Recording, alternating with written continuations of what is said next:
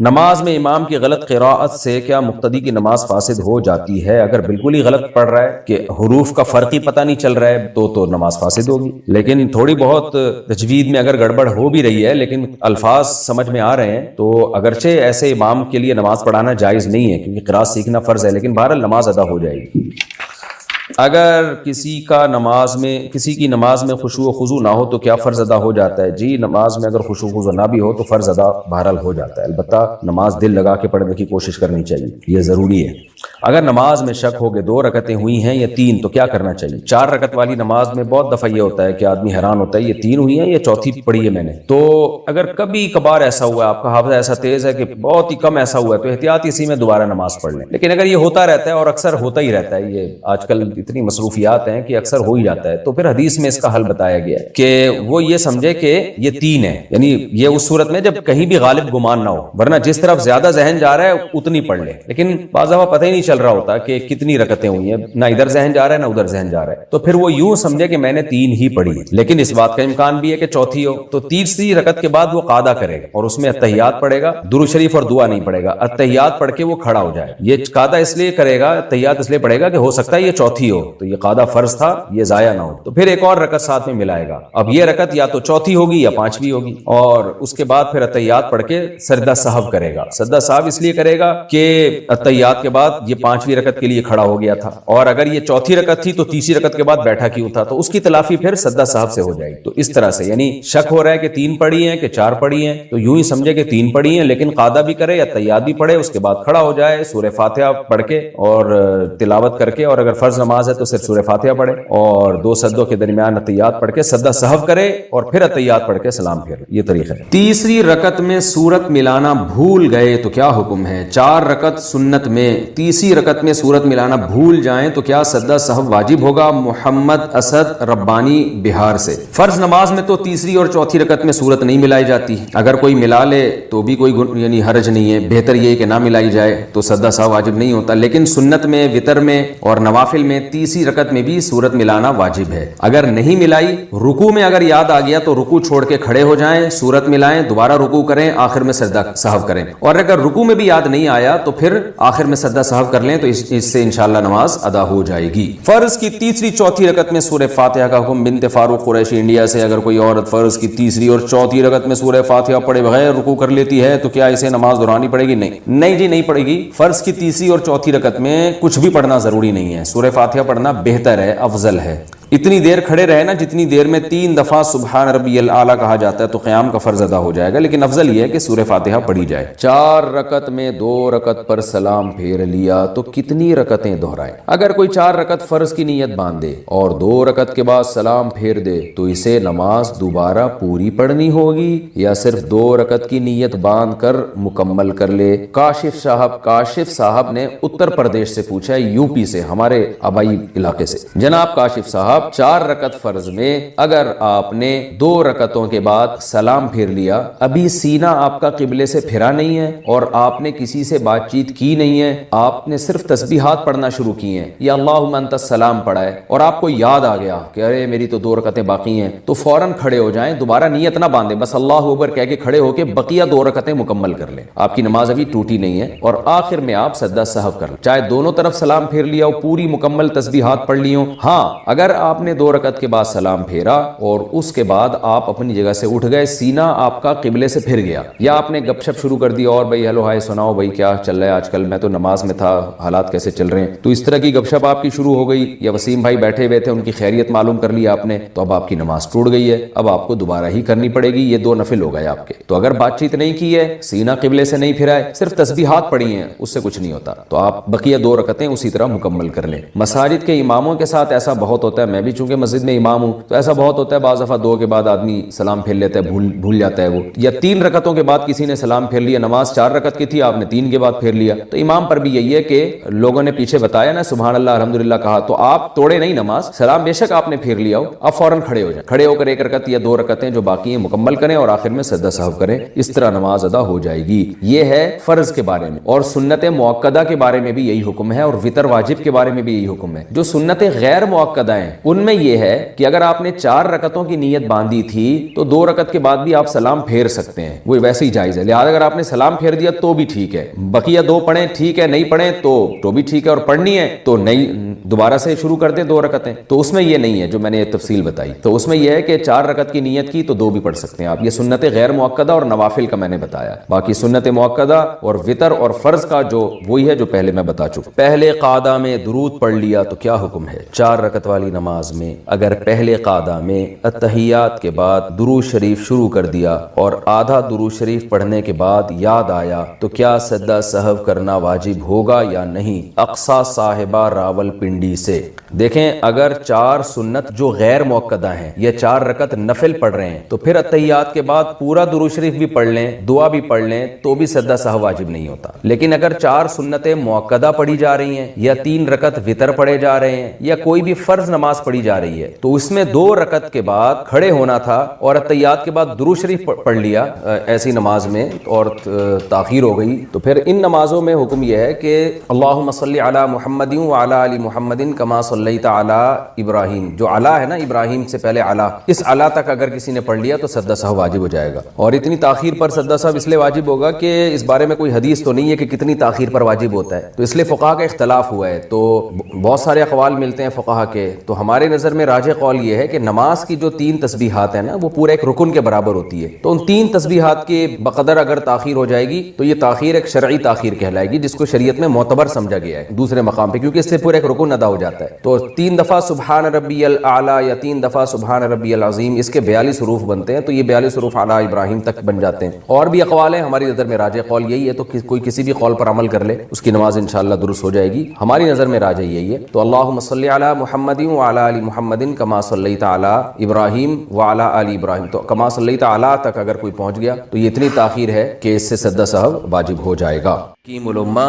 مولانا اشرف علی تھانوی رحمہ اللہ تعالی نے ایک کتاب لکھی ہے آداب معاشرت، رہن سہن کے آداب، وہ ساری زندگی ایک ہی بات کو لے کر افسوس کرتے رہے ہیں کہ مسلمان معاملات میں صاف نہیں ہے، اور وہ ایک بات کہا کرتے تھے، یہ جو حدیث میں آتا ہے نا المسلم من سلم المسلمون من لسانہ و یدہ، مسلمان وہ ہے جس کی زبان اور ہاتھ سے دوسرے مسلمان محفوظ رہیں، اس کی زبان کے شر سے بھی اور اس کے ہاتھ کے شر، دو ہی تو، ہاتھ سے مراد ہے عمل، جب کوئی عمل کیا جاتا ہے تو ہاتھوں کا حوالہ دیا جاتا ہے، یہ میرے ہاتھوں کی کمائی ہے۔ ایک دفعہ پنجاب میں ایک صاحب مجھے ملے، انہوں نے کہا یہ جو ہاکس وے کی سڑک ہے میں نے اپنے ہاتھوں سے بنائی ہے، تو ٹھیکیدار تھے، وہ پروجیکٹ ان کو حکومت کی طرف سے ملا تھا، تو انہوں نے کہا یہ میں نے اپنے ہاتھوں سے، حالانکہ ہاتھوں سے تو نہیں بنائی، تو ہاتھ سے مراد کیا ہے؟ عمل۔ تو حدیث کا مطلب یہ ہوا کہ آپ کی زبان کے شر سے بھی دوسرا محفوظ رہے اور آپ کے عمل کے شر سے بھی دوسرا محفوظ رہے، ایسا کوئی کام نہ کیا جائے جس سے دوسرے کو تکلیف ہو، اور ایسی کوئی بات نہ کی جائے جس سے دوسرے کو تکلیف، بات کرنے کا اسٹائل اگر ایسا ہے جس سے دوسرے کو تکلیف ہو رہی ہے تو یہ بھی آپ کے کاموں میں داخل ہے، یعنی آپ ایسا کام کر رہے ہیں جس سے دوسرے کو بولو بھائی تکلیف ہو رہی ہے۔ بعض دفعہ بات اچھی ہوتی ہے، اسٹائل اچھا نہیں ہوتا۔ تو حکیم الامہ حضرت مولانا اشرف علی تھانوی رحمہ اللہ تعالیٰ فرمایا کرتے تھے کہ جو نیک لوگ ہیں نا، ایک طبقہ تو وہ ہے جو اس کا خیال ہی نہیں کرتا کہ آپ کے بات سے یا کام سے دوسرے کو تکلیف ہو رہی ہے کہ نہیں ہو رہی، بھاڑ میں جائے ہمیں کیا، بلکہ وہ صبح و شام تکلیفیں پہنچاتے رہتے، جیسے گاڑی غلط پارک کر دی، صبح و شام واسطہ پڑتا ہے ایسے لوگوں سے، کہیں جا رہے ہو بائک والا ایسی دم نکال کے، وہ بائک کی دم روڈ کے بیچ میں آ رہی ہوگی، اب اس نے راستہ تو چھوڑا ہوا ہے مگر اتنی ٹینشن سے آدمی وہاں سے گاڑی گزارتا ہے کہ جیسے موت کے کنویں میں چلا رہا ہے، بہت اس میں بیلنس رکھنا پڑتا ہے نا، تو بھائی تو جب بائک کھڑی کر رہا تھا تھوڑا سا دیوار سے چپکا دیتا اس کو۔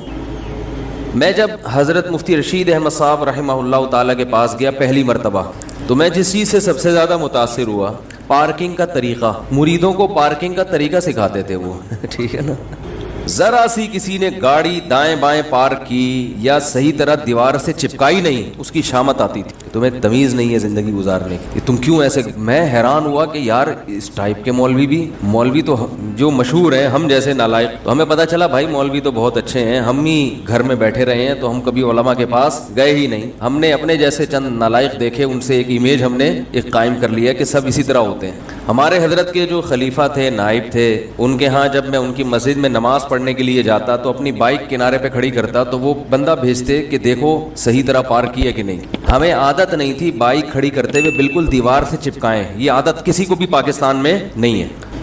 تو وہ یہ دیکھتے تھے, پھر وہ کہتے تھے کہ اس کو بالکل دیوار سے چپکا دو. ہمیں یہ ایسا لگتا تھا جیسے تقوی کا وہ مقام ہے جہاں تک بڑے بڑے بزرگان دین بھی نہیں پہنچے, کیونکہ جب روڈ کھلا ہوا ہے, ہم نے موٹر سائیکل اس طرح سے پار کی ہے کہ روڈ پہ گزرنے کی جگہ ہے تو بس کافی ہے نا. تو وہ فرماتے تھے کافی نہیں ہے, کھلی ڈلی جگہ ہونی چاہیے گزرنے کے لیے. بہت مشکل ہے بھائی یار, ایک تو چھوڑ چکا ہوں, پھر غیر اختیاری طور پر مس کالیں آ جاتی ہیں, یہ میں ملفوظ چھوڑ رہا ہوں نا, بہت مشکل ہے سمجھانا. تو اتنی جگہ ہونی چاہیے کہ آرام سے گزر جائے نا آدمی, اور دو گاڑیاں اکٹھی آ گئی تو کیسے گزریں گی, ایک کو ریورس کرنا پڑے گا, اور اگر کوئی سامنے والا متکبر نکلا تو وہ ریورس نہیں کرتا, وہ کہتا تو پیچھے ہو, کہہ رہا میں پیچھے نہیں ہو سکتا, پھڈا. تو میں حیران ہوا کہ یہ کیسے, یعنی سلیقہ اتنا تھا کہ جب گاڑی کو پارک کرتے تھے ہمارے شیخ تو اس کے ٹائر مڑے ہوئے نہیں چھوڑتے تھے, جیسے ہوتا ہے نا ادھر کو ٹائر ہیں یوں جا رہے ہیں بالکل سیدھا. اس کو سلیقہ کہتے ہیں. یہ بہت ہی اوپر کی چیزیں, ابھی ہم یہ افورڈ نہیں کر سکتے, ہم اتنا ہی کر لیں کہ ٹیڑھی میڑھی کھڑی کر دیں مگر لگائیں بالکل دیوار کے ساتھ. تو یہ جو حدیث ہے, مسلمان وہ ہے جس کی زبان اور ہاتھ کے شر سے محفوظ رہیں دوسرے, تو اس حدیث کی تشریح میں حضرت حکیم الامہ مولانا اشرف علی تھانوی نے کتاب لکھی, آداب معاشرت, رہن سہن کے آداب. وہ کہتے تھے لوگوں میں یہ سینس نہیں ہے, خیال نہیں کرتے, تکلفات زیادہ ہیں, تکلفات. دیکھو ایک چھوٹی سی بات ان کی بتاتا ہوں جس سے پتہ چلے گا وہ کتنے ان چیزوں میں اللہ نے ان کو فکر دی تھی, ذہانت دی تھی. وہ کہتے ہیں جب بھی کوئی گھر میں مہمان آئے سب سے پہلے واش روم کا پتہ بتاؤ اس. بعض دفعہ انسان شرم میں قضائے حاجت روک کے بیٹھا ہوتا ہے, وہ گھر والوں سے کہہ نہیں پاتا, سمجھ رہے بھائی, آپ کسی کے گھر گئے, آپ کو بہت زور سے پیشاب آ رہا ہے, قضائے حاجت کا تقاضا ہے, آپ بیٹھتے ہی شرما رہے ہوتے ہو کہ یار وہ بولے گا ابھی آگے بیٹھے اور ڈائریکٹ لیٹرین. بھائی ہو تو سکتا ہے نا انسان کے ساتھ, کیا خیال ہے, کچھ بھی ہو سکتا ہے. تو یہ گھر کے جو میزبان ہے, جو گھر کا مالک ہے, اس کی ذمہ داری ہے کہ وہ مہمان کی ضرورت کا خیال. فرمایا سب سے پہلے اس کو کیا بتاؤ, واش روم ادھر ہے, جانا تو نہیں آپ نے. بعض دفعہ ایسا ہوتا ہے انسان کے ساتھ, وہ روک کے بیٹھا ہوا ہے, شرما. ہر آدمی کی ایک الگ مزاج ہوتا ہے نا, دھماکے کے ساتھ پڑے گا تھوڑی دیر میں پھر وہ ٹھیک, تو اس کو خود بتا دو. تو وہ فرمایا کرتے تھے کہ یہ جو حدیث ہے, اچھا آداب معاشرت میں انہوں نے اسی طرح کی چیزیں لکھی, کتاب خرید لیں کہیں سے, بہت کام آئے گی انشاءاللہ, کہ لوگ کن چیزوں میں خیال نہیں کرتے دوسروں کا. اور احادیث جمع کی ہیں بہت ساری کہ رسول اللہ صلی اللہ علیہ وسلم نے کس قدر خیال کیا ہے چھوٹی چھوٹی باتوں میں کہ کسی کو عمل سے تکلیف نہ ہو.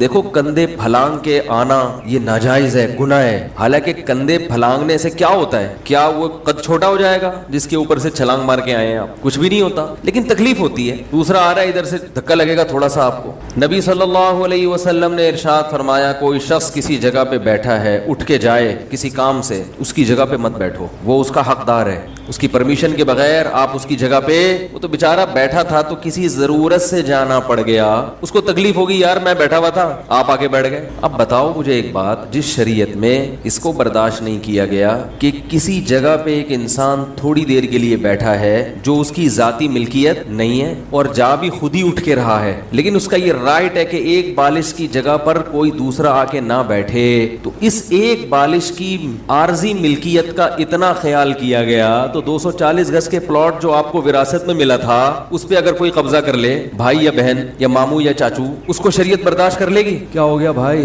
ہے, اور حیرت ہے وہ قبضہ کر کے اسے بیچ کے عمرہ کرنے جا رہے ہیں. لوگ ایسا کرتے ہیں, وراثت کا مال کھا کے کہاں جاتے ہیں, ارے تو کچھ اور کر لیتا, تو بندوق خرید کے ڈکیتیاں شروع کر دیتا. ہم کہتے ہیں یار تیرا کام ہی یہی ہے, تو ظاہر ہے جب ڈکیتی کرنی ہے تو پھر حلال کما کے تھوڑی کرتا ہے انسان. ارے کسی نے ڈکیتی کرنی ہے تو یہ ضروری ہے کہ حلال پستول ہو, جب کام ہی حرام کرنے ہیں سارے تو حلال حرام کیا. وہی بات اکثر بتاتا ہوں نا کہ چوری کی مرغی ہے تو پھر کہیں سے بھی ذبح کر کے کھا لو, گردن مروڑ کے کھا لو, وہ تو حرام کی حرام ہی رہے گی نا. چوری کی مرغی کو باقاعدہ سیدھے ہاتھ سے قبلہ رخ لٹا کے اور بسم اللہ اللہ اکبر, یہ ہو رہا ہے مارکیٹ میں. کئی لوگوں کو میں جانتا ہوں حرام کھا کے سیدھا گئے کہاں, عمرہ کرنے, انہی حرام پیسوں سے گھپلے کیے, چندوں میں گھپلے, بہن کی وراثت میں گھپلے, اور جا رہے ہیں. تو حکیم الامہ نے بہت ساری مثال میں یہ بتا رہا تھا, دیکھو اتنی سی جگہ پہ قبضہ کرنے کی اجازت نہیں تھی کیونکہ اس سے انسان کو تکلیف ہوتی ہے, آپ اس کی جگہ پہ آگے بیٹھ گئے.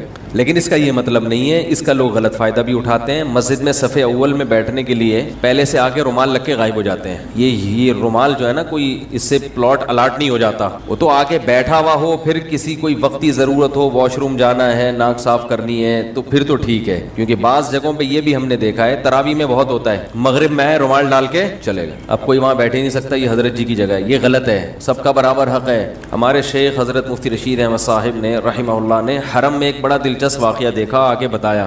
وہ بعض جگہ ایسے ہوتا ہے نا, مسجد حرام میں اگلی صفوں میں جگہیں فکس کر لی جاتی ہیں, وہ کرتے ہیں سیکیورٹی کے لحاظ سے کہ ایسا ہر آدمی کو اجازت دے دی جائے تو بعض دفعہ خطرہ ہوتا ہے کوئی دہشت گرد نہ آ گیا ہو. لیکن جو عرب کے بدو ہیں اس بیچارے کو کیا پتا, تو ایک بدو دیہاتی عرب کا کھڑا ہوا, تو حکومت کے کچھ اہلکار آئے, انہوں نے کہا آپ یہاں سے ہٹ جاؤ, یہاں فلاں وزیر کھڑے ہوں گے یا فلاں صاحب کھڑے ہوں گے. تو وہ بدو کہتا ہے گل لا الہ الا اللہ, آج کل کی عربی میں قل کو گل کہتے ہیں, اسے کہہ رہے کلمہ پڑھو کلمہ, ٹھیک ہے نا, یہ اللہ کی یعنی یہ مسجد ہے, اللہ کا گھر ہے, اس میں وزیر اور وہ سب برابر ہے, یہ تم تو اسلام سے ہی خارج ہو گئے, ایسی باتیں کر رہے ہو. تو ہمارے حضرت کو اس بدو کا اسٹائل بڑا پسند آ رہا تھا کہ اس کی سادگی اور اس کا ایمان, کہ وہ بار بار یہ الفاظ جب بھی اس کو وہ ہٹانے کی کوشش کر رہے شرطے, وہ کہہ رہے گل لا الہ الا اللہ, کلمہ پڑھو کلمہ, اللہ کا گھر ہے جہاں جو مرضی کھڑا ہو جائے. تو بار بار نا حضرت کو اس کے انداز پہ بڑا اچھا لگ رہا تھا کہ وہ اس کو کلمہ پڑھا کے گویا یہ شو کر رہا ہے کہ تم تو اس مسلمان ہی نہیں رہے, تم ایسی الٹی باتیں کر رہے ہو. تو یہ جو بدو ہوتے ہیں نا, ان کو بات سمجھانا اونٹ کو رکشے میں بٹھانے سے زیادہ مشکل ہے.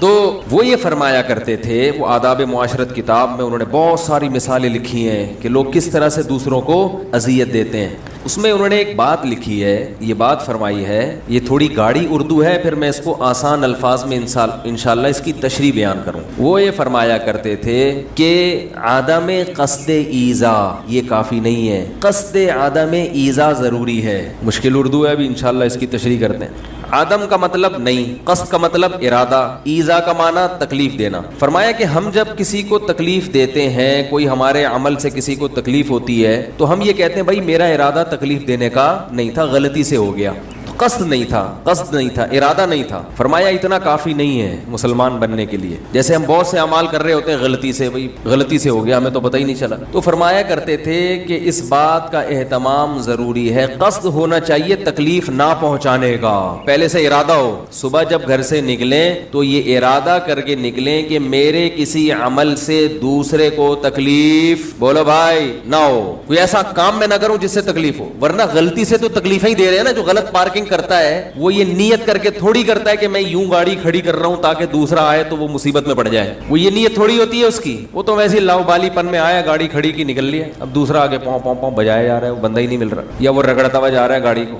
تو اس بات کا اہتمام ضروری ہے کہ آپ کوئی ایسا عمل تو نہیں کر رہے جس سے دوسرے کو, بولو بھائی عزیز, واش روم کی چپلیں, لوگ مسجدوں میں ایسا ہوتا ہے کسی کو واش روم جانا ہے, آپ کی چپل پہن کے چلا جائے گا, آپ کھڑے ہوئے ہیں کہ چپل چوری ہو گئی, پتہ نہیں کہاں گئی ہے, تلاش کرتے کرتے تھک جاتے ہیں آپ, آدھے گھنٹے میں وہ بیت الخلا سے نکل رہا ہو, اور ایک دفعہ سوری کر لے گا آپ سے, سوری, بس ختم, کچھ بگاڑ ہی نہیں سکتے آپ اس کو. اگر آپ کو کوئی ایمرجنسی ہے, آپ جا رہے ہیں, یہ باتیں تو یہ چھوٹی چھوٹی ہیں, لیکن جس میں یہ چھوٹی چھوٹی چیزوں کا خیال نہیں کرتا, بڑے بڑے جرائم بھی اسی سے ہوتے ہیں. سمجھ رہے ہیں کہ نہیں سمجھ رہے؟ اور جو ان چھوٹی چیزوں کی رعایت کرتا ہے, بڑی چیزوں میں بھی وہی کلیئر ہوتا ہے, وہی صاف ہوتا ہے. ارے بابا بھائی, جو کسی کی جگہ پہ بغیر اجازت نہیں بیٹھ رہا تو کسی کے پلاٹ پہ بغیر اجازت آ کے بیٹھے گا؟ اس کو اس میں اللہ کا خوف آ رہا ہے کہ یہ بندہ اٹھ کے گیا ہے, اس کی جگہ ہے, میں یہاں آ کے نہ بیٹھوں, کل قیامت کے دن مجھے اس کا جواب دینا ہے, تو وہ کسی کے پلاٹ پہ جا کے بیٹھ جائے, اس میں تو اور ڈرے گا نا اللہ سے. میں سمجھا پا رہا ہوں نا اپنی بات؟ الحمدللہ زبردست سمجھ رہے ہیں آپ لوگ. وہ لوگ مجھے کہتے ہیں کوئی بیوقوف تھوڑی ہے یا آپ بار بار پوچھتے ہو, تو میں اس لیے تھوڑی حوصلہ افزائی کر رہا ہوں. وہ تقیہ کلام بن چکا ہے, چھوڑنے کی کوشش میں لگا ہوا ہوں. تو یہ جو چھوٹی چھوٹی چیزوں کی, ہاں لیٹرین میں چلے جاتے ہیں چپل پہن, اور جب واپس آتے ہیں وہ چپلیں گیلی ہوتی ہیں. کسی کی لیٹرین شدہ چپل, یہ لیٹرین شدہ میں نے خود لغت بنائی ہے, کسی کی لیٹرین شدہ چپل استعمال کرتے ہوئے گھن آتی ہے نا انسان کو. کیا خیال ہے بھائی؟ گھن آتی ہے انسان کو. حضرت مفتی تقی عثمانی صاحب دامت برکاتہم نے ایک واقعہ سنا ہے یورپ کے کسی کنٹری کا.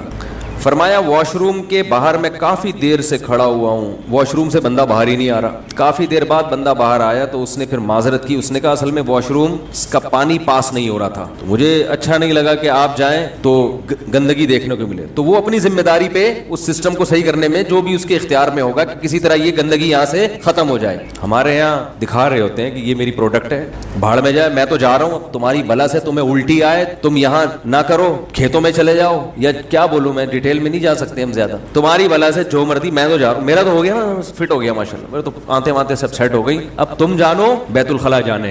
ہائے ہائے, واقعات سنانے نہیں چاہیے, لیکن ایک آپ کے فائدے کے لیے اس لیے سنا رہا ہوں کہ پبلک ٹوائلٹ کیسے ہوتے ہیں ہمارے کنٹریز میں. ایک سنا دیتا ہوں, گھن تو مجھے بھی آ رہی ہے, آپ کو بھی آئے گی, لیکن بڑی مصیبت سے بچنے کے لیے چھوٹی مصیبت کو برداشت. یہ جو گھن ابھی آ رہی ہے یہ آپ کو بڑی بڑی ٹینشنوں سے میں بچا رہا ہوں, بڑی مصیبت سے. ایئرپورٹ کے واش روم بڑے صاف ستھرے ہوتے ہیں, سب سے زیادہ صاف ستھرے ایئرپورٹ ہی کے واش روم ہوتے ہیں. لوگ بھی بڑے سلیقے کے ہوتے ہیں ایئرپورٹ پہ, جہاز میں جا رہے ہیں, اکثر پڑھے لکھے لوگ ہوتے ہیں جن کے پاس اچھی جاب ہوتی ہے, تو ایجوکیٹڈ ہوتے ہیں. اکثر دیکھا گیا اسٹیشن پہ آپ جاؤ تو بیچارے ہر طرح کے لوگ ہوتے ہیں, کچھ پڑھے لکھے بھی ہوتے ہیں, کچھ بیچارے علم سے فارغ بھی ہوتے ہیں, لیکن جہازوں میں اکثر, سب نہیں, اکثریت ذرا طور طریقے والے ہوتے ہیں, تبھی جہاز کا سسٹم ہی پورا الگ ہے. ہائے ہائے ہائے ہائے, نہیں سنا رہا, رہنے دیں بھائی. میں ایک دفعہ واش روم میں گیا ایئرپورٹ کے, تو وہ کنڈی تھوڑی سی کھلی ہوئی تھی, یعنی کھلی ہوئی تو پوری تھی مگر پتہ ہی نہیں چل رہا تھا کہ اندر کوئی بندہ ہے یا نہیں ہے. اب ہم کھڑے ہوئے ویٹ کر رہے ہیں, جب میں نے کہا شاید کوئی نہیں ہے تو ہلکا سا یوں کر کے دیکھو, تو ایک 12-13 سال کا بچہ کھڑے ہو کر پیشاب کر رہا ہے. کوئی اتنا بڑا مسئلہ نہیں ہے, بہت سے لوگ کھڑے ہو کر کرتے ہیں پیشاب, جو نہیں کرنا چاہیے, لیکن کموڈ ہو تو پھر تو کھڑے ہو کر سمجھ میں آتا ہے. جو فلش ہے اس میں کھڑے ہو کر پیشاب کر رہا ہے, وہ جو لوٹا رکھا ہوا ہے اس میں پیشاب جا کے گر رہا ہے, اور ایسے ہی باہر نکل آیا. ہائے ہائے ہائے. اس کے بعد سے اب جب بھی میں واش روم جاتا ہوں کہیں ایسے پبلک, تو پہلے لوٹے کو دھوتا ہوں. آپ لوگ بھی تیزاب سے دھویا کریں لوٹا, جب بھی پبلک ٹوائلٹ میں جائیں تیزاب سے پہلے لوٹا دھوئیں. پتہ نہیں کون کیا کیا کر کے آ رہا ہے وہاں پہ. بچے بھی جاتے ہیں کھڑے ہو کر چھینٹے مار رہے ہیں دیواروں پہ, سب کن بلا. ماں باپ نے سکھایا نہیں. سب سے پہلی تعلیم والدین کو بچے کو ٹوائلٹ کے استعمال کی دینی چاہیے. طہارت تو یہاں سے شروع ہوتی ہے نا, طہارت کہاں سے شروع ہوتی ہے؟ سب سے پہلے قضائے حاجت کا طریقہ, استنجا کیسے کرنا ہے. نبی صلی اللہ علیہ وسلم نے صحابہ کو یہ بھی سکھایا ہے. اعتراض کیا کرتے تھے کہ تمہارے نبی تمہیں یہ بھی سکھا رہے ہیں, تو پتہ چلا بھائی یہ بھی سیکھنے کی چیز ہے. اگر بچپن میں بچے کو نہیں سکھائیں گے وہ گندگی پھیلائے گا وہ ہر جگہ. رسول اللہ صلی اللہ علیہ وسلم نے ارشاد فرمایا, اذا استيقظ احدكم من منامه فلا يغمسن يده في الاناء حتى يغسلها ثلاثا.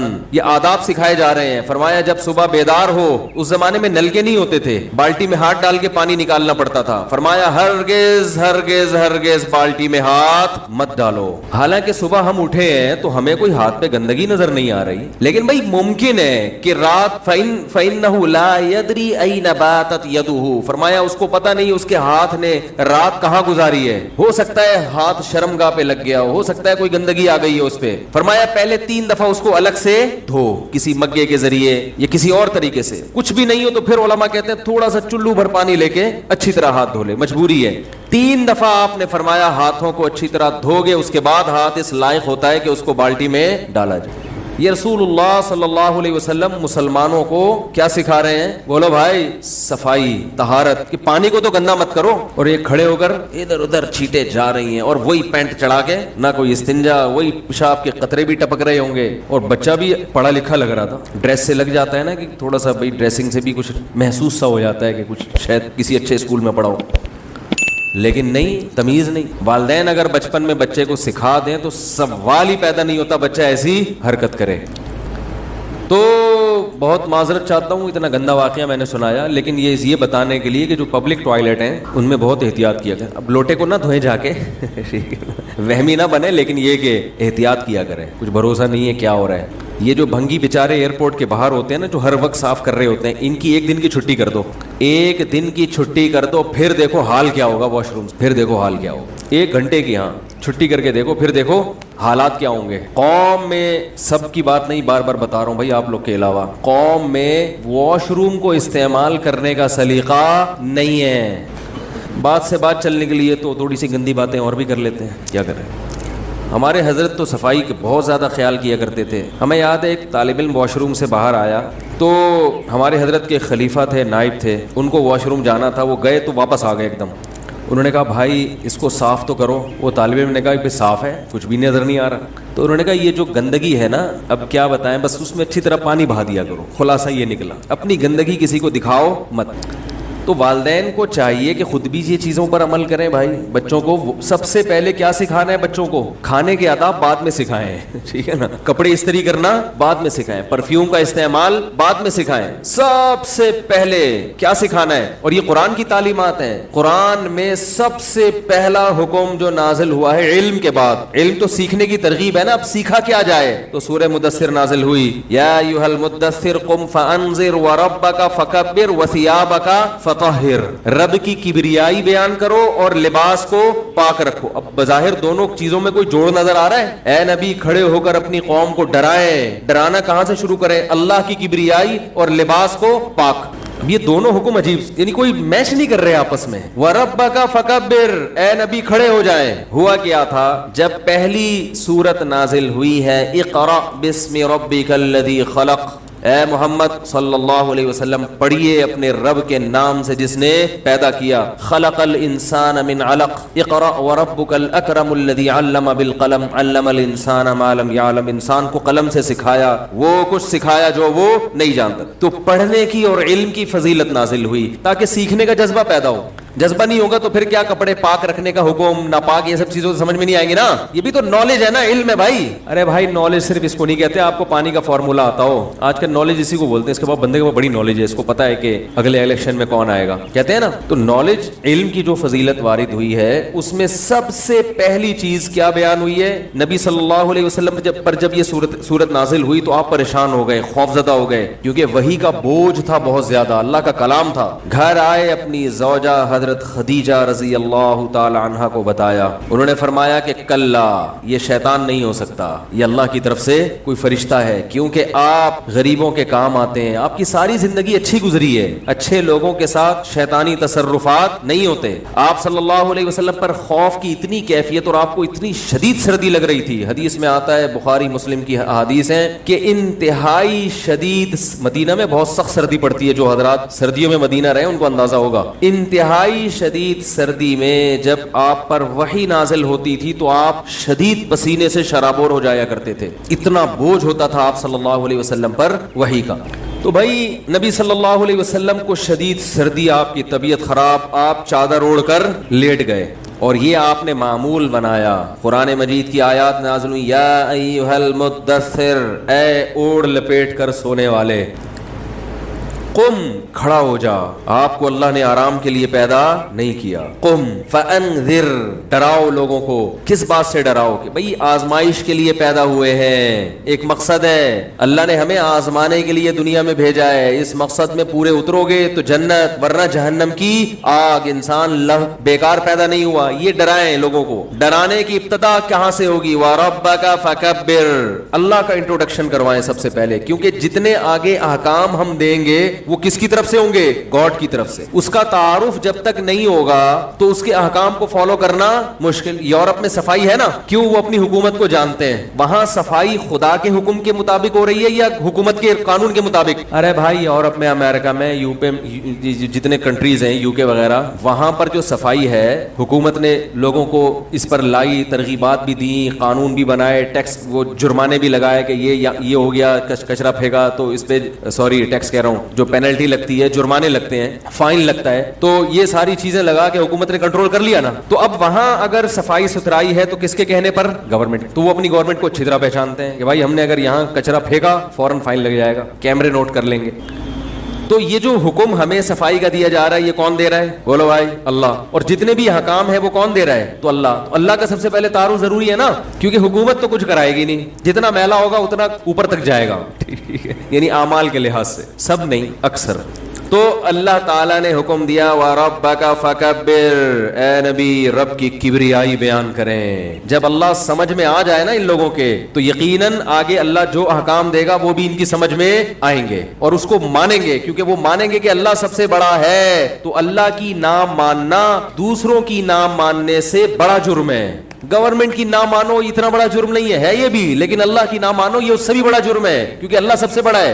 तो जब अल्लाह समझ में आ जाएगा इनके, फिर आपने क्या करना है? तो फरमाया वसियाबका फतहिर, लिबास को क्या रखना है? पाक। तो सबसे पहला हुक्म कुरान में क्या नाजिल हुआ? रब की किबरियाई के बाद कपड़ों को, लिबास को पाक रखो, पाक रखो अपने लिबास। वसियाबका फतहिर वर्रुज्ज फहजुर, फरमाइए जाहिरी गंदगी भी छोड़ दो और बातनी गंदगी, बुत परस्ती, इंसान होके पत्थरों के सामने झुकते हो, छोड़ दो इसको। नबी ने तो बुत परस्ती पहले से छोड़ी हुई थी ना भाई, क्या ख्याल है? तो इससे साफ पता चल रहा है कि नबी के तवस्सुस से असल में उम्मत को बताया जा रहा है। तो इससे पता चला कि नबी सल्लल्लाहु अलैहि वसल्लम को जो पहला हुक्म दिया जा रहा है, लिबास को पाक रखो, वो भी असल में नबी को नहीं दिया जा रहा। नबी के तवस्सुस से किसको दिया जा रहा है? उम्मत को।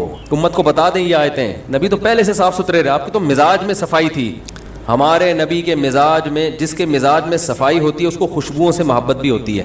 خوشبو سے محبت دو وجہ سے ہوتی ہے انسان کو. ایک اس لیے کہ اس میں بدبو اتنی ہوتی ہے کہ اس کو چھپانے کے لیے خوشبو چاہیے ہوتی ہے. ایک کنٹری ہے اس کی صفائی بہت مشہور ہے, بہت صاف ستھرے لوگ ہوتے ہیں وہاں پہ, بڑی نفیس قوم ہے, وہ غیر مسلم ریاست ہے. ہمارے ایک رشتے دار گئے وہاں پہ, کہہ رہے میں نے سنا تھا یہ لوگ بہت دنیا میں نفیس قوم ہے نا, بہت نیٹ اور کلین ہوتے ہیں یہ لوگ, اور خوشبوئیں بڑی مشہور ہیں. کہہ رہے جب میں وہاں گیا تو پتہ چلا کہ ان کی خوشبوئیں اس لیے مشہور ہیں کہ ان کی بدبو بڑی مشہور ہے. غیر مسلموں کی صفائی میں ظاہری صفائی کا تو بڑا اہتمام ہوتا ہے, باڈی کا اتنا خیال نہیں کرتے وہ لوگ.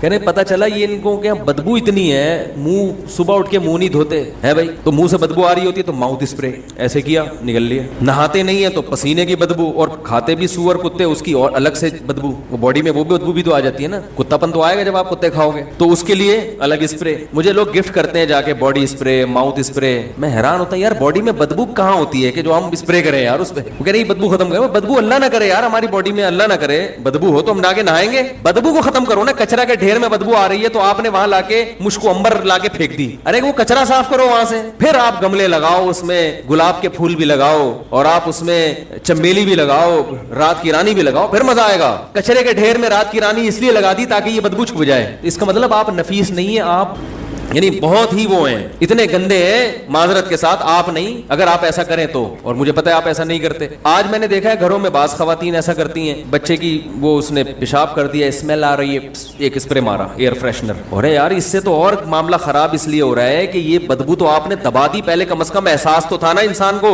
جو جرمز پھیلے ہوئے ہیں احساس تو ہے, تو تھوڑا احتیاط کر لے گا, ادھر نہیں ادھر بیٹھ جائے. آپ نے تو اس کو بالکل گلا گھونٹ کے مار دیا, دبا دیا, مارا نہیں ہے. تو یہ اسلام نہیں ہے. ہمارے نبی صلی اللہ علیہ وسلم ہر وقت دانتوں کو صاف مسواک سے, چمکتے ہوئے دانت, اور آپ صلی اللہ علیہ وسلم کے دانتوں کے درمیان قدرتی خلا بھی تھا. آپ صلی اللہ علیہ وسلم بے انتہا, حتیٰ کہ کچا پیاز نہیں کھاتے کہ بو آتی ہے اس میں.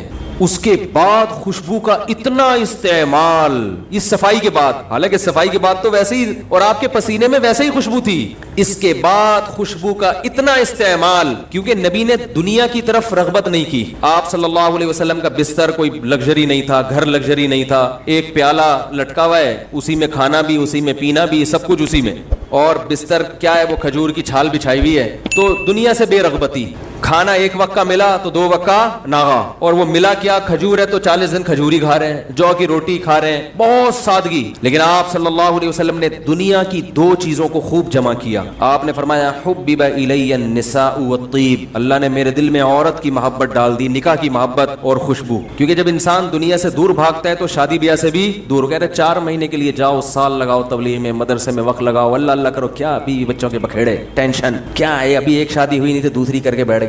مفتی کو دیکھو شادی شادی شادی شادی لگا کے رکھا ہوا ہے. جب میں نے کی نا ایک دفعہ جب میری شادی ہوئی تھی تو میرے گھر کے باہر, اچھا میرے بچے بھی تھے ماشاءاللہ پہلے سے, تو میرے گھر کے باہر گاڑیاں, جو سسرال والے, وہ میں نے دعوت کی تھی تو وہ ولیمے کی نا, تو سسرال والے وہ گاڑیاں واڑیاں لگی ہوئی ہیں, دیگیں شیگیں آ رہی ہیں. تو ایک بڑے میاں آئے, وہ آئے, وہ کہنے لگے امام صاحب کے گھر کے باہر یہ رش کیسا لگا ہوا ہے. وہ تیسری تھی میری, اور بچے بھی تھے میرے پہلے سے ماشاءاللہ. تو انہوں نے کہا امام صاحب نے شادی کی ہے, ایسے سر پکڑ کے نا یوں, اور پھر غصے میں کانپ رہے ہیں, کہہ رہے ہیں ممبر پہ بیٹھ کے بولتے ہیں دنیا مسافر خانہ ہے, ایسے کانپ رہے ہیں بقید, کہہ رہے ہیں ممبر پہ بیٹھ کے بولتے ہیں دنیا مسافر خانہ, اور حرکتیں دیکھو, حرکتیں, بچے دیکھو انہیں, اور شادیوں پہ شادیاں کرے چلے آ رہے ہیں. تو جو مجھے بچانے والا تھا نا, پوری ان کی نقل کھینچ کے بتا رہا تھا. وہ بات کا ان کا اسٹائل بھی اسی طرح کا ہے, کہہ رہے ہیں ممبر پہ بیٹھ کے بولتے ہیں دنیا مسافر. مقصد ان کا یہ تھا کہ ادھر عیاشیاں لگی ہوئی ہیں, ادھر ممبر پہ آخرت جنت جہنم ہے, پلاٹ نہیں خریدو, مکان نہیں بناؤ.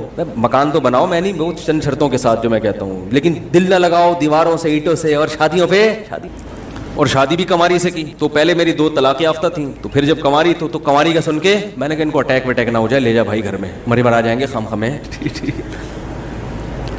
تو ایسے لوگوں سے مجھے بہت واسطہ پڑتا رہتا ہے. وہ ایک صاحب کہنے لگے, بہت چھوڑے ابھی قصے ہو جائیں گے پھر یار, جو ٹاپک ہے وہ رہ جاتا ہے. تو نبی صلی اللہ علیہ وسلم نے فرمایا حبب الی النساء والطیب, 2 چیزیں اللہ نے میرے دل میں ڈال دی, نکاح کثرت سے کروں گا, اچھا رشتہ. جہاں بھی نبی صلی اللہ علیہ وسلم کو نکاح کا پیغام آیا اور آپ کو مناسب لگا, آپ نے ہاں کی ہے. حالانکہ کھانے کو روٹی نہیں ہے گھر میں. وجہ اس کی یہ ہے کہ یہ عمل دیکھنے میں شہوت پرستی لگتا ہے, حقیقت میں شہوت پرستی نہیں ہے, یہ عیاشی نہیں ہے. اگر یہ عیاشی ہوتی تو ہمارے سابق صدر زرداری کی 4 کم از کم بیویاں ابھی موجود ہوتی. शेख रशीद की 4 होती, और जितने हमारे सियासी लोग हैं जिनको अल्लाह ने बहुत वसाइल दिए हैं वो सब 4 रखते। उनको पता है वो तो एक के इंतकाल के बाद पता नहीं उनको गम हुआ है खुशी हुई है तो अल्लाह ही बेहतर जानता है, लेकिन वो तो कहते हैं यार दोबारा एक शादी के लिए तैयार नहीं है वो, कि जान छुट गई है फिर टेंशन। तो जो मुझे आके कहता है ना कि ये अय्याशी, मैं कहता हूँ आप भी कर लो, खाने में तो बड़ी अय्याशी करते हो। हमारे नबी ने जौ की रोटी खाई है, आप कभी नली निहारी खा रहे हो, कभी मगज निहारी खा रहे हो, कभी बीफ बिरयानी। बेगम आज चिकन पकाओ, बीफ खा खा के दिल भर गया है, अब शामी छोड़ो बेगम चपली कबाब बनाओ, रोजाना जायका चेंज। तो अय्याशी का शौक तो मैंने कहा आपको भी, आप भी कर लो भाई। तो पता है कि ये अय्याशी बोलते क्यों नहीं भाई, नहीं है, पहले ससुराल से पिटोगे जब दूसरी करोगे, जब तीसरी करोगे तो पिछले दोनों मिलके कूटेंगे, आपकी अर्निंग सारी बीवी बच्चों पे खर्च हो जाएगी, समझ रहे हो। और फिर बेगम के साथ साले भी जहेज में मिलते हैं, ससुर भी मिलते हैं, सासें। एक सास अफोर्ड कर सकते हो बताओ मुझे, दिल से बताओ। जो आदमी 4 सासें अफोर्ड करे, 3 सासें 4 सासें अफोर्ड करे तो उसका हौसले को तो सलाम करना चाहिए, सही बता रहा हूं। तो करके देख लो, पता चल जाएगा। तो हमारे नबी को अल्लाह ने उनके दिल में निकाह की कसरत का शौक डाला का, ये चीज मुसलमानों को समझ में नहीं आती, गैर मुस्लिमों को समझ में आई है जो अक्लमंद है। एक हिंदू ने लिखा है कि मोहम्मद सल्लल्लाहु अलैहि वसल्लम ने ये काम इसलिए किया ताकि आपकी औरतों को मुस्तकबिल में निकाह की, आपकी नस्ल में जो औरतें पैदा हो रही है ना, जो आपकी उम्मत में, उनको मुस्तकबिल में निकाह में मुश्किलात ना पेश आए, हर औरत की शादी हो जाए, बेवा की भी, कंवारी की भी, तलाक याफ्ता की भी। हिंदू की समझ में आ गया, मुसलमान की समझ में नहीं आ रहा, समझ रहे। खैर, दूसरी चीज आप सल्लल्लाहु अलैहि वसल्लम को पसंद थी खुशबू। ये भी नफासत है कि बदबू बिल्कुल भी नहीं है, पसीने में बदबू नहीं है, इसके बावजूद आप खुशबू का इस्तेमाल इतना ज्यादा किया करते थे। अनस इब्न मालिक कहते हैं कि हमें रसूलुल्लाह सल्लल्लाहु अलैहि वसल्लम के घर से निकलने का इल्म खुशबू के झोंकों से होता था। हरकत करते थे तो खुशबू आती थी, जिससे पता चलता था नबी सल्लल्लाहु अलैहि वसल्लम जिस गली से गुजर के जाते थे ना तो वहां खुशबू महसूस होती थी। साहबा कहते हैं हमें अंदाजा हो जाया करता था कि आप सल्लल्लाहु अलैहि वसल्लम यहां से गुजरे। खुशबू से मुझे याद आया कि मुझे खुशबू हदिया ना दें अल्लाह का वास्ते। खुशबू हर इंसान अपनी मर्जी की लगाता है, और हदिया तो चलो दे दिया तो ठिकाने लगा देगा आदमी, जबरदस्ती लाके लगा ना दिया करें, क्योंकि पता नहीं किस किस टाइप की खुशबू आ रही है, दिमाग में चढ़ जाती है, आदमी बेहोश होने का दिल चाह रहा होता है कि अल्लाह थोड़ी देर के लिए अगर बेहोश हो जाऊं तो कम से कम। भाई हर आदमी का अपना मिजाज होता है खुशबू में, समझ रहे कि नहीं समझ रहे। ये 1-2 बड़े बड़े उलमा हैं, उनकी तरफ से भी शिकायत नहीं कर रहे हैं यार, लोग खुशबू ला के जबरदस्ती कह रहे हैं हमारे पास थैलों के थैले जमा हो गए घर में, और बात जबरदस्ती लगाते हैं, उसके आधे घंटे बाद छींके शुरू, क्योंकि आजकल देसी खुशबुएं अच्छी वाली नहीं आ रही हैं, अक्सर खुशबुएं अल्कोहलिक हैं। अल्कोहलिक खुशबू जायज है इस्तेमाल, मगर ये बॉडी को नुकसान पहुंचाती है। अल्कोहल जब आपके नाक में जाएगी तो वो भी क्या करेगी, यकीन ना आए, अल्कोहलिक खुशबू आप अपनी घड़ी पे लगाएं, थोड़ी दिन में देखेंगे, चंद दिनों में घड़ी का जो कलर है वो खराब हो जाएगा। नहीं आ रही बात समझ। तो ये अल्कोहल जो है ना, ये नुकसान देता है, मेटल को नुकसान देता है, बॉडी को नुकसान देता है, इससे एलर्जी का खतरा होता है। तो मैं अल्कोहलिक खुशबू इस्तेमाल नहीं करता। उसका ऑल्टरनेट है देसी। देसी इतनी थकी भी आ रही है, नींबू निचोड़ा, उसमें 2-4 पपीते का रस निकाल के लचोड़ के उसको बना के, तो वो देसी खुशबू जो है ना, वो फिर ओरिजिनल मिलना बड़ा मुश्किल होता है। समझ रहे हैं कि नहीं समझ रहे भाई। तो अल्कोहलिक ना हो लेकिन हो अच्छी, तो ये थोड़ा मुश्किल काम है, तो आप इस मुश्किल में ना पड़े, ठीक है। ठीक है जी। नहीं, मैंने नहीं कहा कि मैं तोहफे ताइफ से इंकार करता हूँ, जितने तोहफे देने सुभान अल्लाह। हाँ, खुशबू में आगे पार्सल कर देता हूँ कि मैं घर में रखता नहीं, मैं घर में चीजें जमा नहीं करता, कोई चीज मेरे इस्तेमाल में नहीं आ रही फौरन पार्सल, और अगर इस्तेमाल की हो लेकिन 1 साल तक इस्तेमाल नहीं हुई तो वो भी पार्सल। उसकी सजा है कि 1 साल तक ये चीज इस्तेमाल में नहीं हुई तो अब निकालो, सदका करो, क्यों इस्तेमाल नहीं की। ये इस पर इंशाल्लाह कभी बयान करूंगा कि घरों में चीजें जमा ना करके रखें। तो खैर, जल्दी से बात को समेटते मेरे भाई, ये नफासत थी मोहम्मद सल्लल्लाहु अलैहि वसल्लम की, बेहतरीन खुशबू का इस्तेमाल, और इतना जिस्म साफ, दांत साफ। और आप सल्लल्लाहु अलैहि वसल्लम सहाबा को सिखा रहे हैं सुबह उठते ही बाल्टी में हाथ मत डालो, हो सकता है हाथ गंदा हो तुम्हारा और वो पानी खराब हो जाए। इतनी चीजें सिखाई जा रही हैं, लेकिन जब मुसलमान को अमली जिंदगी में देखा जाता है तो मुहर्रम के मातम में मास्टर होगा वो। अब तो गोलियों से मातम शुरू हो गया, बाकायदा कलाशन कोफे निकलने वाली हैं, बम धमाके ना शुरू हो जाएंगे कि हमने ही खुद करवाया मातम में। अल्लाह माफ फरमाए सब मुसलमानों की और इंसानों की, और हमारे मुल्क के लोगों की खास तौर पर अल्लाह हिफाजत फरमाए। तो फिर रबीउल अव्वल में सब कुछ शुरू हो जाएगा। ये सब कुछ जो होता है सारी दुनिया देखती है, मुसलमान अमल को फोकस नहीं कर रहा, अमल में जीरो है। तकलीफ दूसरों को, कोई ऐसा अमल ना कि जिससे दूसरों को तकलीफ ना हो, हर वक्त इसका ख्याल। भाई तहज्जुद पढ़ी जा रही है तो इस बात का एहतमाम कि अम्मी आयशा की आंख ना खुल जाए, अपनी ज़ौजा की आंख ना खुल जाए, तहज्जुद में इसका ख्याल किया जा रहा है। नबी सल्लल्लाहु अलैहि वसल्लम की सीरत से हमें ये पता चलता है। और आप भोंपू लेके दूसरों के घरों पे क्या कर रहे हैं, सारा दिन कान बजते रहते हैं इंसान। हमारे मस्जिद का बाहर का स्पीकर बंद है ना, باہر کا اسپیکر بند ہے نا, ہاں میں نے بند کروایا یہ, میں نے کہا ایسا نہ دوبارہ کھول دی. کئی دفعہ کمیٹی میں بات ہوئی کہ باہر کا اسپیکر آن کرنا چاہیے, میں نے کہا جو اپنے گھر میں بیٹھا ہے اپنی بات اس کے کان میں کیوں ٹھونسوں بھائی, سکتا ہے وہ نہ سننا چاہ رہا ہو, جو سننا چاہ رہے ہیں ان تک آواز پہنچے بس. وہ بھونپو لے گئے. ہم جب چھوٹے تھے تو کرکٹ, ابھی آفریدی سے میری ملاقات ہوئی اسی ہفتے, وہ تبلیغ میں نکلے ہوئے تھے وہاں جامع کے قریب ہی, تو وہ کرکٹ پہ گپ شپ ہو رہی تھی. وہ انہوں نے کسی نے مجھ پہ اشکال کیا کہ مفتی صاحب آپ نے بیان میں ایک دفعہ شاہد آفریدی صاحب کا نام لیا اور آپ کو نام ہی نہیں آ رہا تھا, تو ہم بڑے بدگمان ہوئے آپ سے کہ آپ شاید ڈرامہ تو نہیں کر رہے, اتنے مشہور کھلاڑی کا آپ کو نہیں پتا. میں نے کہا اللہ کی قسم میں ڈرامہ نہیں کر رہا تھا. تو وہ شاہد آفریدی بھی بیٹھے ہوئے تھے, ابھی 2 دن پرانی بات ہے. تو میں نے کہا اصل میں ہوا یہ تھا, میں ان کو بتایا کہ ہم کرکٹ کھیلا کرتے تھے, وہ بھونپو لے کے بیٹھتے تھے رات کو نا, کھیلتے بھی تھے اور پھر وہ دیکھتے بھی تھے, جب اپنی باری نہیں ہوتی تو دیکھ رہے ہوتے تھے, تو وہ نہیں پوں بجا رہے ہوتے ہیں لڑکے. تو میں نے کہا جب ہم دین کی طرف آئے کالج چھوڑ کر, تو یہ ساری حرکتوں سے ہم نے توبہ کر لی. جب توبہ کی ہے تو پھر نسیم منسیہ ہو گیا, بالکل وہ فائلیں لپیٹ دی. تو میں نے کہا مجھے پھر اس زمانے کے جو کھلاڑی تھے ان کے تو نام معلوم ہے, اس کے بعد کون آیا کون گیا مجھے اس کا واقعی نہیں پتا. تو یہ میں نے ڈرامہ نہیں تھا, واقعی مجھے نہیں پتا تھا. تو اس لیے یہ کوئی اس کی بات نہیں ہے کہ آپ اتنے مشہور آدمی نہیں ہیں, یہ میرے نالائق ہونے کی دلیل ہے کہ مجھے پتا ہی نہیں تھا. تو اسی پہ وہ بات یاد آئی کہ وہ بھونپو, ہم اس کو بھونپو کہتے تھے, آج کل پتہ نہیں کیا کہتے ہیں لوگ اس کو. تو بھونپو لے کے نا لوگوں کے گھروں میں دین کے نام پہ بجایا جا رہا ہوتا ہے. یہ جو صبح سحری جگانے کے لیے آتے ہیں, ان کی محنت اللہ قبول کرے, لیکن ان سے کہو بس اکیلے میں نہیں ملنا, جب بھی ملیں 4 آدمیوں کے ساتھ ملیں. رمضان میں 2-2:30 بجے تو انسان جا کے سو رہا ہوتا ہے اور 3 بجے یہ جگانے آ جاتے ہیں, اور وہ اتنی پوری پاورفل آواز کے ساتھ. بھائی یہ تو ایذائے مسلم ہے. آج کل الارم والی گھڑیاں ہیں, ہر آدمی, اب آپ ان کو کچھ چھیڑے نہیں, جا کے آرام سے محبت سے سمجھا دیں, ٹھیک ہے, نہیں تو برداشت کریں, اور کیا ہے, ٹھیک ہے. تو الارم والی گھڑیاں ہیں, سب کو پتہ چل جاتا ہے کس وقت اٹھنا ہے. کوئی 3 بجے اٹھے گا, کوئی 3:30, کوئی 4 بجے, کوئی 5 بجے. تو آپ سب کو 3:30 بجے آ کے ڈھم ڈھما ڈھم ڈھول بجا رہے ہیں اور